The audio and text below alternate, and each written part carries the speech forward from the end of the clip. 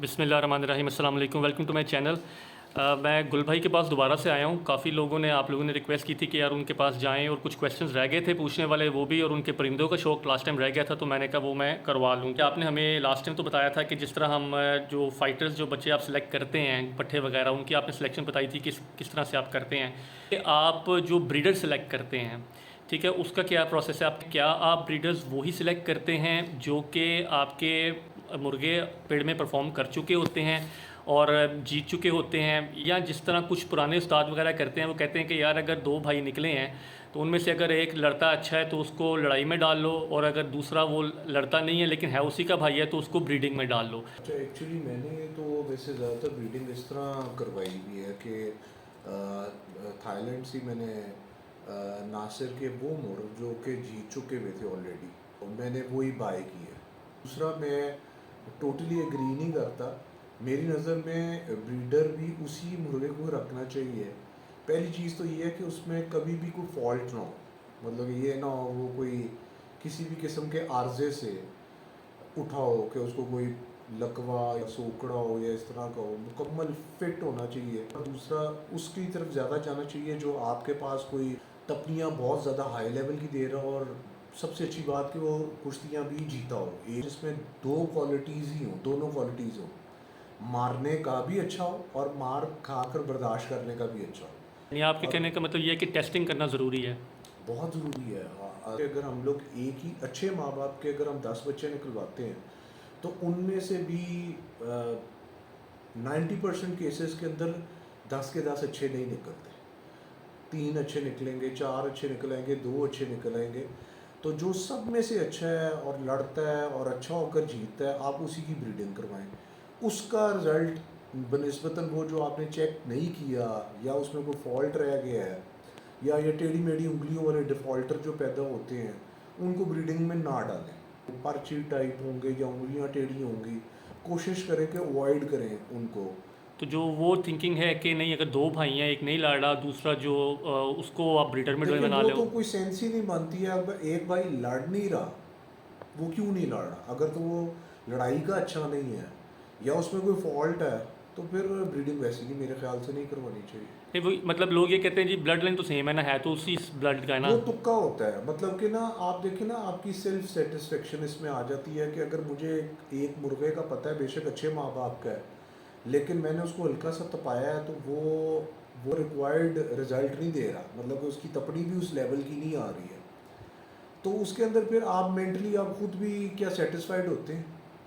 ਇਹ ਤੇ ਉਹੀ ਗੱਲ ਹੋਈ ना, मतलब कि ਅਸੀਂ को बिरयानी पका रहे हैं तो ਵਿੱਚ कुछ लवाजमात कम ने, बनती बिरयानी पई है, नाम की बिरयानी है, तो वो बंदे के दिल जो पका रहा होता है उसके दिल में चोर होता है कि यार ये 100% शायद वो चीज़ नहीं है, उस लेवल की नहीं बनी है जिस लेवल की मैं बनाना चाहता था। तो मेरे ख्याल से सारे मसाले पूरे होने चाहिए, तो वो आपको बेटर रिजल्ट देगा निस्बतन कि ये कि आपको किसी भाई के ऊपर शक है। हाँ, आप ये एक स्कूल ऑफ थॉट है कि आपके पास बड़े अच्छे माँ बाप के दो ही निकले हैं, आप चाहते हैं यार ये दोनों ना ज़ाया हो जाए। एक को आप दोनों को तपाया, दोनों बहुत अच्छे तप रहे हैं, एक को आपने कुश्ती लड़ा दी और एक को आपने ब्रीडिंग पर लगा दिया, वो ठीक है, क्योंकि वो आपने उस तरह उसको आपने हर तरह से आजमा लिया है कि वो तपनियाँ भी सही दे रहा है और फिज़िकली हर तरह से वो फिट है, तो आप उसको ब्रीडिंग पर लगा सकते हैं। तो इसमें आप वो भी देखते हैं जिस तरह कुछ काफ़ी उस्ताद वगैरह कहते हैं कि जी ये मुर्गा है, दोनों इसके एंगल ब्रीडर्स वाले हैं, इसके एंगल लड़ाइयों वाले हैं, उस चीज़ पे आप बिलीव करते हैं कि यार नहीं इसके एंगल वैसे हैं तो नहीं, इसके हर एंगल वैसे है। वो कोई ऐसा चक्कर नहीं है जी। हर वो मुर्गा ही ब्रीडर है जिसकी क्वालिटी सारी क्वालिटीज़ पूरी हैं, और उसने आपको तपनियाँ अच्छी दी हैं, और बेस्ट थिंग ये है कि वो एक अच्छे मुर्गे के साथ लड़ाओ और उससे कुश्तियाँ जीता हो, तो वो है ही अच्छा।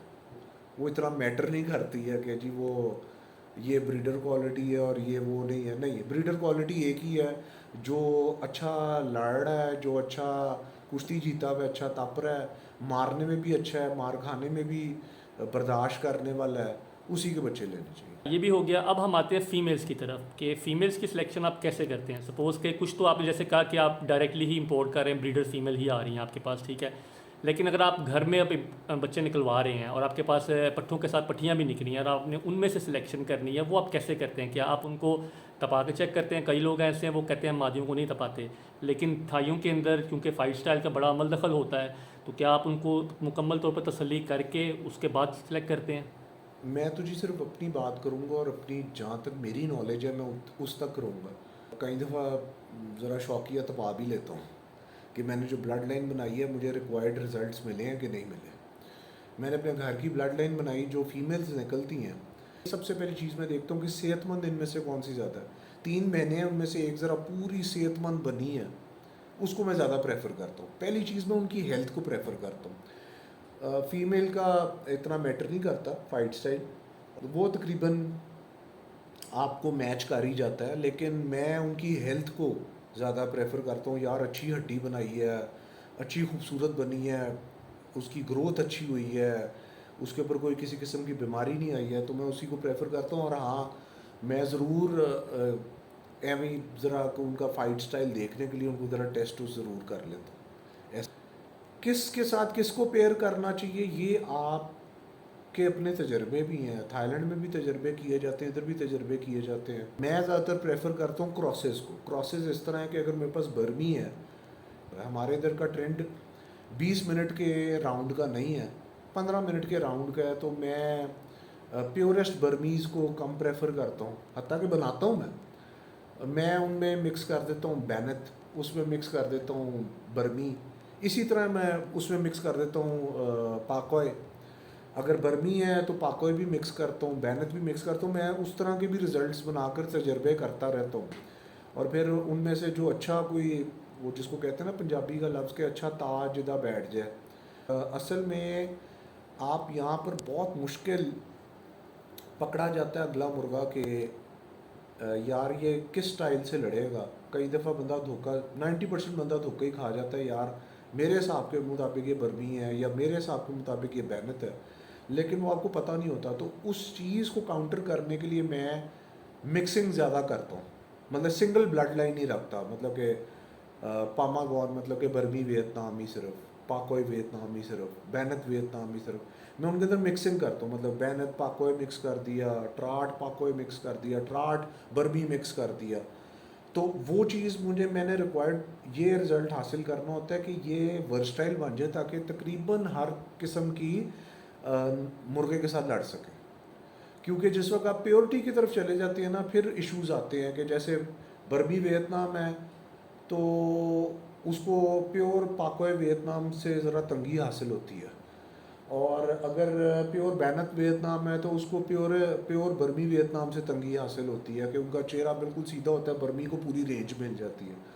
तो मैं भी यही कोशिश करता हूँ कि थोड़े से वर्सटाइल ब्लड बनाए जाए। उसमें दिक्कत आती है बच्चों के अंदर उनकी लड़ाई के स्टाइल से ये वो, बट उनमें से अगर 2-3 आपके मतलब के निकल आएँ, फिर उनको मैं हर तरह के स्टाइल के साथ आपने उसको चेक करना होता है। वो फिर आपका अपना माइंडसेट क्लियर हो जाता है, यार मेरा ये मुर्गा जो है ना इस तरह के इस स्टाइल के मुर्गे के साथ बहुत अच्छा लड़ता है, ये वाला स्टाइल जो है ना, ये वाला जो मिक्स है उसके साथ ज़रा ये तंग होता है। तो मैं कोशिश करूँ कि मेरे अंदर मैंने इतना अबूर हासिल कर लिया हो कि मुझे देखकर अगले मुर्गे को थोड़ा सा आइडिया हो जाए, यार ये बर्मी है या पाकोय है या बैनत है या ट्राट है।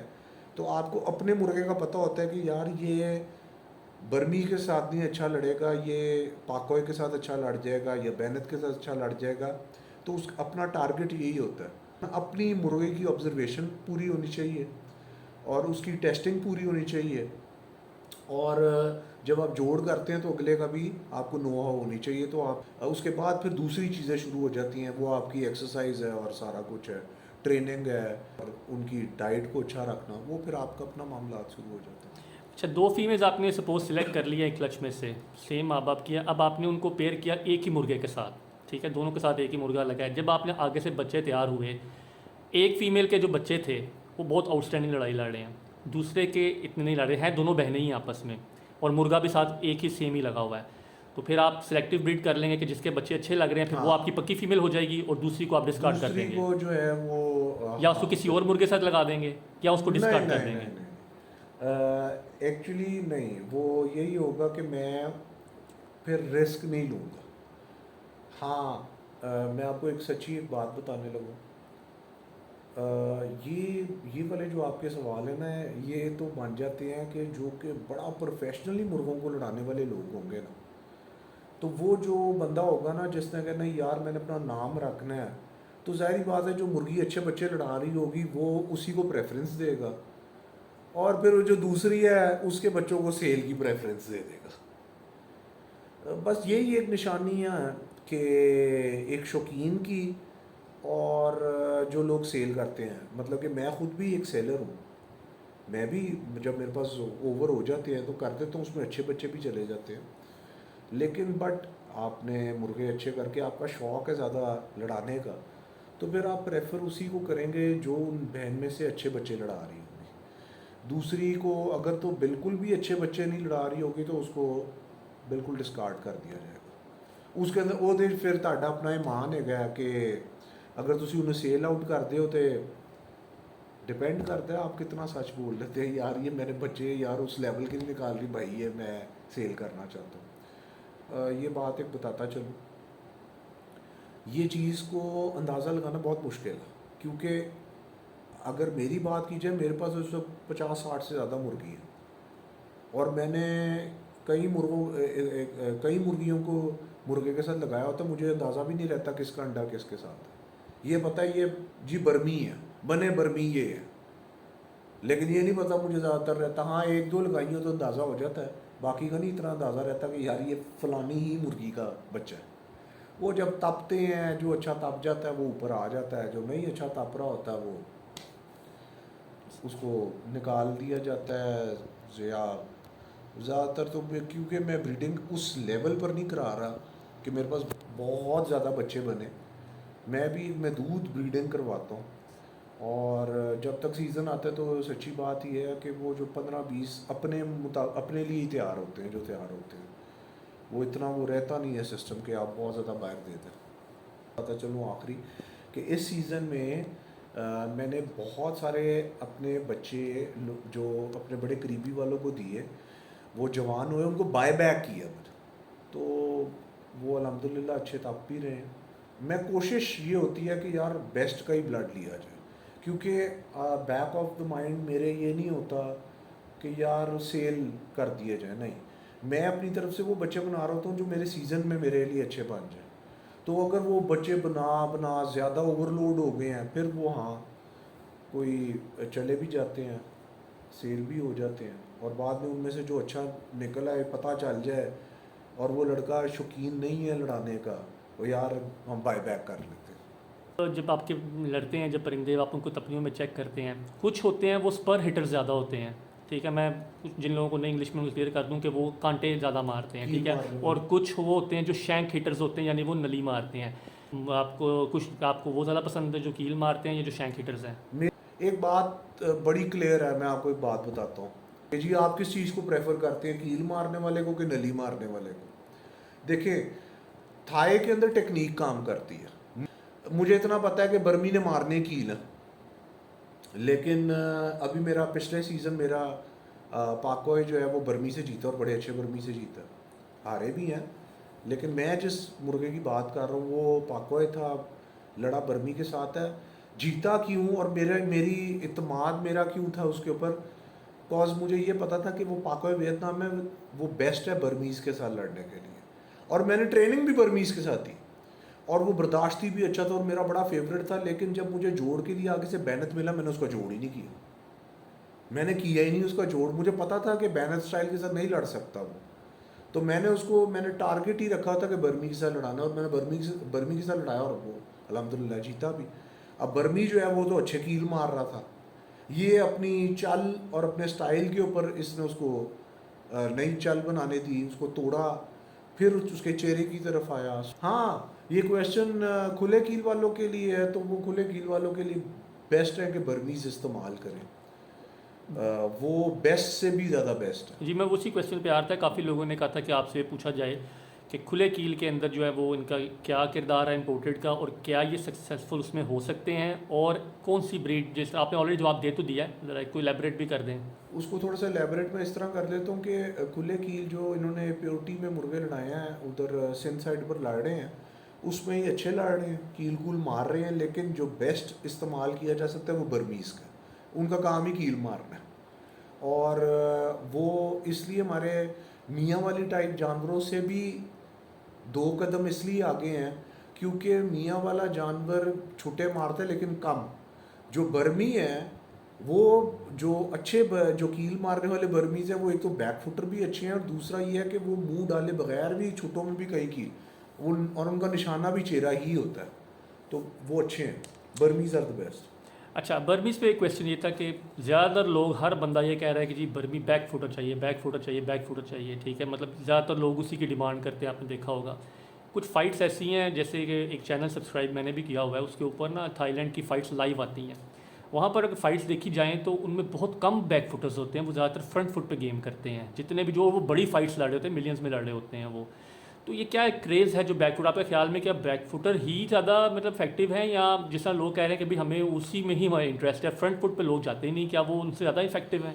थाईलैंड में जो ये बैक फुटर और ये चीज़ें, इसको वो वहाँ पे टोपी ड्रामा गिना जाता है। बैक फुटर्स होते हैं बट जितना उसमें है, क्योंकि जो बड़ी कुश्ती है जितने लड़ेंगे दे आर नॉट प्योर पामा, वो प्योर पामा नहीं है, वो मिक्स वियतनाम है, जिसकी वजह से ये चीज़ कम हो जाती है। बहुत ज़्यादा कम नहीं लेकिन कम हो जाती है, आप बड़ी कुश्तियों में नहीं देखेंगे।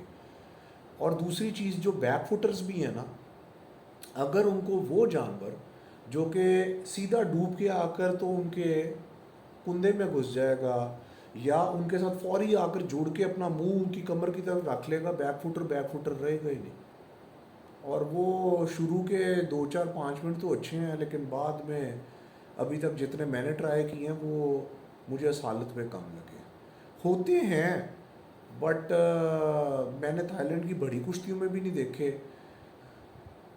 आपके पास बैक फुटर है, फ्रंट फुटर है, जो भी फुटर है, आपने जब तक उनको मार नहीं पड़वा ली कि आपको ऐसी तपनी मिली हो जिसमें इनको भी मार आई हो अच्छी, और वो बर्दाश्त कर गए हों कम से कम 3 राउंड्स तक, 3 पानियों तक। और ये वो पानी नहीं है ये पैर आया चुके फूक मारी साफ सूफ पीता मुँह चुपार लेते, नहीं। रिंग में उनको राउंड के मुताबिक तपाएं, 15 मिनट 20 मिनट का राउंड करें, अच्छे मुर्गों के साथ तपाएंगे। वो भी तब जब इनकी अपनी भी रनिंग पूरी हो जाए, ये नहीं डायरेक्ट ही दे दिया, पहले इनकी रनिंग पूरी कराएं, इनका स्टेमिना बिल्ड होएगा, उसके बाद अच्छे मुर्गों से तपाएं। अगर वो बैक फुटर आपका बड़े आउटस्टैंडिंग तेज़ मुर्गे के साथ भी, जो कि फौरी उसके ऊपर चढ़ आता है, उसको घर नहीं तरह उसके साथ अच्छा तप जाता है, तो कोई मसला नहीं जी, लड़ने चाहिए। इसमें कोई भी बात जो है ना वो अच्छे और बुरे की ख़त्म कर दे। ये back footer, front footer, Bennett अच्छा है, पाकवाई अच्छा है, नहीं, सब भी अच्छे हैं।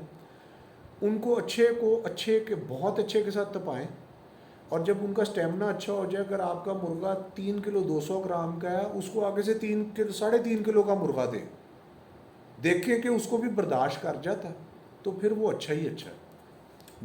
मैं प्रेफर नहीं करता बैक फुटर्स को इतना ज़्यादा, मैं नहीं, क्योंकि वो शुरू के तो 4 5 मिनट का उनका होता है एक कि वो कोई काम कुम दिखा जाएं, बट थोड़ा सा जब लंबे होते हैं ना, तो बैक फुटर जो बर्मी है ना, उसका सबसे बड़ा प्रॉब्लम है जब वो 5 6 मिनट के बाद अपनी गेम को रोकता है ना, अब उसने अपना काम कर दी है, और जो तेज़ मुर्गा जब उसके कुंदे में जाता है, ज़्यादातर वो रनर हो जाएंगे, और अगर वो ज़्यादा करता रहेगा वो भाग जाएंगे। So we need Vietnam mixed type ना, तो उस जब वियतनाम ज़्यादा मिक्स होता है तो बैक फुटर वो बैक फुटिंग में कम हो जाते हैं। बहरहाल वो थाईलैंड में बैक फुटर्स के अगर वो क्लिप भी लगाएंगे तो ज़रा काइंडली मुझे भी ज़रूर शेयर कीजिएगा, अभी मेरे नज़र में तो नहीं आया। मैंने जैसे आपसे जिक्र किया कि मैं वो 2 4 5 मिनट के क्लिप बना देते हैं, उसमें जी ओ लांग मांग ये वो चीज़ें, ओ का भाई, ये मार दिया, वो मार दिया, वेरी गुड, और 2 मिनट का क्लिप होता है, और जो उनके सामने मुर्गा लगा होगा, याद रखिएगा 99% जो क्लिप्स होंगे वो मुर्गा ऐसे ही चल के आ रहा होगा, मुंह उठाया हुआ और वो पीछे हट हट के मुंह पे मारी जा रहा है। वो डूबे हुए मुर्गे को मार के बैक फुटर दिखा दे, जो सीधा आएगा डूब के उसकी कमर की तरफ चला जाएगा, कुंदे में घुस जाएगा, बैक फुटर क्या करेगा। जी बिल्कुल ऐसे मैंने जैसे बताया ना कि वो एवरी संडे को फाइट्स लगाते हैं, लाइव फाइट्स आती हैं, सुबह उनकी 10 बजे फाइट शुरू होती हैं और वो 2-3 fights every Saturday Sunday. Saturday, हाँ जी। तो वो जब जितनी भी वो फाइट्स मैं देखता हूँ, मुझे एक भी बैक फुटर नज़र नहीं आया मुझे, तो इसलिए मैंने कहा मैं आपसे ये वाला क्वेश्चन करता हूँ। अच्छा, एक क्वेश्चन हो रहा है, एंटी लॉकर का कॉन्सेप्ट क्या है? जो लोग कहते हैं जी हमारे पास ये है मुर्गे है, ये एंटी लॉकर है, सुपर लॉक का एंटी लॉकर लॉक नहीं लगाने देता, ये क्या कॉन्सेप्ट है, ज़रा थोड़ा सा क्लियर करें। ये जो थाईलैंड से कोकेगी जी पाकिस्तान को नफा हिसाब। अच्छा, ये जो थाईलैंड में ये जो लफ्ज़ इस्तेमाल किए गए ना एंटी लॉकर, और ये याद रखिएगा, आपका हर वो बर्मी जिसको आप ज़्यादा से ज़्यादा ट्रेनिंग दे देंगे सुपर लॉकर्स के साथ, वो एंटी लॉकर्स बन जाएंगे। फिर दूसरी चीज़ है, अगर आपने बर्मी मिक्स किया हुआ है जैसे पाकोए वगैरह जिनकी अपनी भी चाल है, वो वैसे भी लॉक नहीं लगने देंगे। और अगर वो बर्मी वियतनाम भी है, तो फिर उसके अंदर आप वो देखिएगा कि जब वो ट्रेनिंग में नहीं होंगे तो वो लॉक लगवाएं ही लगवाएं, और जब उनको आपने 2 से 3 से 4 दफ़ा बड़ी बड़ी लंबी ट्रेनिंग दे दी हुई है इसके साथ लॉकर्स के साथ, तो वो लॉक छुड़ाना सीखते हैं, आपको सिखाना पड़ता है बेसिकली। और जो बाहर आपको एंटी लॉकर्स दे रहे हैं, उन्होंने ऑलरेडी 3-4 दफ़ा उसको ट्रेनिंग दी होती है। वो एंटी लॉकर्स बाय ब्लड नहीं होती, या वो एंटी लॉकर्स इसलिए लफ्ज़ इस्तेमाल करेंगे that they are not only पामागॉन, के वो सिर्फ बर्मी नहीं है, they are mixed with either पाकोय और विद बैनत और विद ट्राट, या वो पाकोय मिक्स होंगे, बैनत मिक्स होंगे, ट्राट मिक्स होंगे। तो वो ऑलरेडी उनमें एक चाल होती है कि जैसे ही मुर्गा लॉक की तरफ आएगा तो उस मुर्गे ने भी उसके साथ घूम जाना बर्मी ने, तो वो कहते हैं जी एंटी लॉकर्स हैं।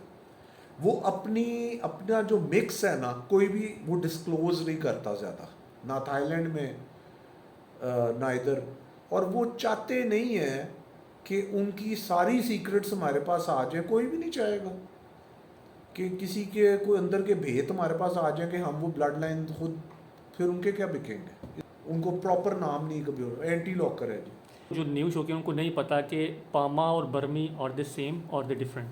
पामा और बर्मा सेम ही है। सेम ही है, क्योंकि मैंने एक पोस्ट अपने फेसबुक पेज पे लगाई थी, तो एक काफ़ी बड़े शौकीन है वो जो देख रहे थे, वो उन्होंने मेरी पोस्ट के ऊपर कमेंट किया कि यार ये पामा नहीं है, ये बर्मी है। तो मैंने उनको नहीं आगे से बहस की। मैं जो वियतनाम मुर्गा है ना, उसको हुनलाए भी कहा जाता है, उसको सायागोन भी कहा जाता है। इसी तरह आप बर्मी को पामा कह लें या बोरमा कह लें। और जैसे पामा के साथ अगर आपने साइगोन मिक्स कर दिया तो पामा कौन बन गया, पामागॉन वो बन गया, ठीक है। तो ये जो बर्मी होते हैं वो जब मिक्स होते हैं वो वियतनाम में, तो दैट इज पामागॉन। पामागॉन सही। एक और भी है पामा कोई, एक वो पामा कोए इज पाकोय। जब बर्मी और पाकोय मिक्स होते हैं तो पामा कोय। क्या रनर्स जो हैं क्या पाकिस्तान में अब अलाउ हो जाने चाहिए? अब तो थाईलैंड में भी उन्होंने बड़ा कम कर दिया है, बिकॉज वो गेम बोरिंग हो जाती है। लेकिन लोगों को नॉलेज ही नहीं है। अभी पाकोय जो है या ट्राट है, उनको अक्सर नीचे जाने की आदत है, जो टांगों के बीच में भी जाते हैं। अगर कहते हो नोक लग गई है जी थले, कुकड़ कट गया, हत्या कि वो उनका स्टाइल है। काइंडली ज़रा देखें, हर सैटरडे संडे को बड़ी लड़ाइयाँ होती हैं, किस तरह के मुर्गे इस्तेमाल किए जा रहे हैं, क्या स्टाइल है, किस तरह वो कर रहे हैं। फिर रनर्स ले भी आए, यहाँ पर जब रनर आ गया तो अगलों ने कहना है जी नास ही गया, हत्या कि वो पिछला मुर्गा रोकेंगे तो वापस आकर मारना शुरू कर देगा उसको। तो उसके हार जीत का किस तरह पता चलेगा? जब वो नोक दुम ही भाग जाएगा। और जब जानवर मतलब कि बिल्कुल ही भाग जाता है, वो तो लगता ही नहीं है, आप ऐसे रखेंगे और वो गया। आते हैं रनर्स जो कि बाय ब्लड नहीं होते हैं, उनका सांस फूलता है इस तरह, बट एक होते हैं कि वो वहाँ पर वो IQ रन के नाम से थाईलैंड में होते हैं कि वो होते ही रनर्स हैं। तो मेरा नहीं ख्याल है वो गेम भी मज़ेदार नहीं होगी हमें। अच्छा, कुछ लोग जो है ज़्यादातर लोग पसंद कर रहे हैं, जैसे पकॉय हैं, basically they our body hitters, pluckers हैं वो, लेकिन ज़्यादातर लोग जो हैं आप देखेंगे जो पाकिस्तान में गेम हो रही है, वो ज़्यादातर लोग जो जीत भी रहे हैं परिंदे, जो वो सर की गेम ज़्यादा कर रहे हैं। ठीक है, तो लोग ज़्यादातर कह रहे हैं कि यार ये हम सर की गेम वाला, जैसे कि बैनत जिस तरह वो ऊपर से करता है, आपके ख्याल में जो है वो आप किसको प्रेफर करें? बॉडी हिटर्स आपके फेवरेट हैं या आपको हेड हंटर्स जो हैं जो हेड पे गेम करते हैं फिर सर के ऊपर वही, ये की ये गेम एक है? ऐसा सवाल है जिस जो जिसकी बुनियाद ये बनती है कि जो पाकोय है वो बर्मीज़ के साथ लड़ने के लिए बना है। जो बैनत है, अगर आप उसको पाकोय के साथ लड़ाएंगे तो ज़ाहिर बात है बैनत ऊपर रहेगा, पाकोय नीचे रहेगा। और इसकी स्पीड इतनी ज़्यादा है कि पाकोय इधर जितना इधर जाएगा उसने उसके ऊपर ही रहना है, सर को मली रखना है, पाकोय नहीं लड़ सकता। अब आप बर्मी के साथ बैनत लड़ाएंगे, उसका मुंह बैनत का इधर है, बर्मी को घर मिल गया है, उसने दोनों आंखें ले गए। अब बर्मी को आप पाकोय के साथ लड़ाएंगे, सारी गेम स्टफ होती है, लेकिन एडवांटेज क्या होता है कि ये बर्मी है, पाकोय ने इधर रखना है अपने आप, जब ये जगह तोड़ेगा फिर इधर आ जाएगा बर्मी को ख़तरा। सो वो आपकी अपनी गुड सेंस है, लेकिन हाँ क्योंकि टाइम ज़रा शॉर्ट होता है तो बैनत स्टाइल जो है वो प्रेफरेबल है। लेकिन अगर वो बैनत स्टाइल ज़्यादा है तो आप आके बर्मीज़ के साथ उनको काउंटर कर सकते हैं। अच्छा, एक डिबेट जो बहुत चल रही है इसके ऊपर, जब भी जाते हैं ये कंट्रोवर्शियल टॉपिक बन जाता है, क्योंकि लेकिन आप जहाँ पे देखेंगे ना सोशल मीडिया पे दो ही कमेंट्स हैं जहाँ पर आते हैं कि जी पाकिस्तानी ये सील्स आर बेस्ट, पाकिस्तानी ये सील्स आर बेस्ट, और ये इंपोर्टेड इनके आगे कुछ नहीं है, ये तो एक पाउंड ही उनका ठहर सकती है, ये भाग जाते हैं, वो भाग जाते हैं। पड़ता है आपका इस डिबेट के बारे में, पाकिस्तानी वर्सेस इंपोर्टेड, कुछ चंद लफ्ज़ों में हमें ज़रा बता दें। वो तलवारें रखें, बंदूकें ना रखें, क्योंकि जो पुरानी जंगें थी ना वो तलवारों से लड़ी जाती थी, बंदूकों से नहीं। अगर वो समझते हैं कि एक तलवार हाथ में छुरी या तलवार रखने वाले बंदा बंदूक वाले को मार सकता है, तो फिर पाकिस्तानी भी थाए मुर्गे को मार सकते हैं, क्योंकि उनको पता नहीं किसने ये बात समझा दी है कि जो थाई मुर्गा है वो थाईलैंड की अपनी ही नस्ल है। दैट इज़ नॉट, उसमें अब जापानीज़ भी मिक्स हुए हैं, वियतनाम मिक्स है, बर्मा मिक्स है, उन्होंने दुनिया के जानवरों को मिक्स किया। हर चीज़ को प्रैक्टिकली करना चाहिए। उनको चाहिए जो ये बात का दावा करते हैं कि जी पाकिस्तानी, अव्वल वो क्या पाकिस्तानी, क्या पाकिस्तानी, वो तो फिर वो तो इंडियन, वो तो आए हुए हैं ज़्यादातर बड़े सगीर, मतलब कि इंडिया की नस्ल भी वही है जैसे पाकिस्तानी है। तो उनकी कही है कि इंडिया वाले चंगे ने, इंडिया वाले और पाकिस्तानी एक मुर्गे हैं बड़े सगीर के, कि जी हम पाकिस्तानी होकर पाकिस्तानियों को अच्छा नहीं कह रहे। आपको किसने कहा भाई, ये भी परिंदा है, वो भी परिंदा है, जो थाई वाला है वो भी मुर्गा है, ये भी मुर्गा है, उसकी टेक्निक अच्छी है, इसकी टेक्निक अच्छी नहीं है। हम तो असले की बात कर रहे हैं। उनको चाहिए ग्रुप बनाए और अपने पाकिस्तानी मुर्गे सेम वेट सेम हाइट, या चलें, मैं तो यहाँ तक भी दावा कर रहा हूँ कि वो, मैं ये दावा इस तरह नहीं कर रहा, मैं प्रैक्टिकली करके ये कर चुका हूँ। अब वो मुझे कोई ये आकर के कहना ना फिर तुसी उस तरह के पाकिस्तानी नहीं रखे, तो ये जाहिलों की दुनिया है, जाहिलों के साथ बहस का कोई मकसद नहीं बन जाता। और मेरा नहीं ख्याल है वो लड़ाने वाले लोग, इसलिए वो सब जवाब देना फजूल है।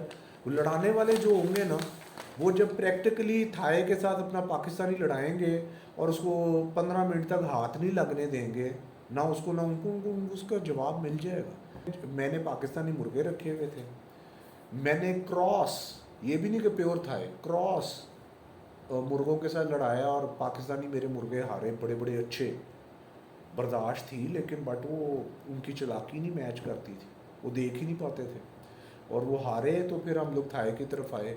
उसके बाद जो दावा करते थे ना, नहीं नहीं पाकिस्तानी बहुत चंगे हैं, मैंने नाम तो नहीं लेना, लेकिन वो सारे अब थाई रख कर बैठे हैं।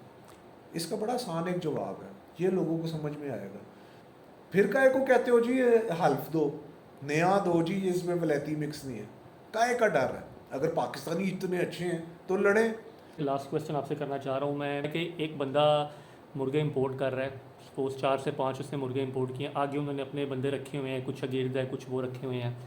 मुर्गा एक ही बंदा इंपोर्ट कर रहा है, वो 4 बंदों के नाम पर अलग अलग वीडियोस बना रहा है कि जी ये फ़लाने बंदे का इंपोर्ट है, ये लेकिन चूज़े सेल करने के लिए कि लोगों को, चूँकि फेसबुक पे वो चीज़ आ जाती है या सोशल मीडिया पे कि जी फ़लाने बंदे के नाम से ये मुर्गा आया, हालांकि उसने इंपोर्ट नहीं किया होता, अलग अलग लोगों के नाम पर बनवा के वीडियोस और फिर वो चूज़े आगे सेल करें। बेसिकली जो मुर्गा इंपोर्ट हुए होते हैं पेयर, वो उसके बच्चे होते ही नहीं हैं। इस पर मेरा कमेंट होगा कि नो कमेंट। ये तो अपने दिल और ईमान की बात है भाई। वो इसको रोका तो जा नहीं सकता।